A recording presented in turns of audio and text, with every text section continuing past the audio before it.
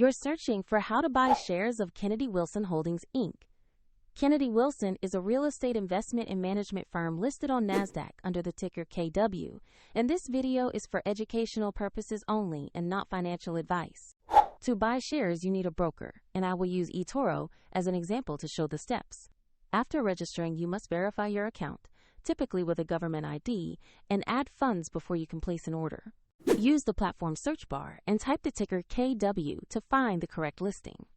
Select the Kennedy Wilson result that trades on NASDAQ to ensure you have the right stock. On the asset page, you will see basic company information and a price chart with selectable timeframes. Double-check the company name and the NASDAQ ticker to confirm it is the correct listing. Click Investor Buy, enter the amount you want to allocate, then carefully review your order details before confirming. If the market is closed, your order may be scheduled or placed as a limit, and if you do not have enough funds, the platform will prompt you to add money before it confirms the purchase.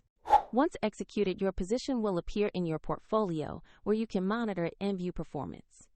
A link to eToro is in the description if you want to follow the same example.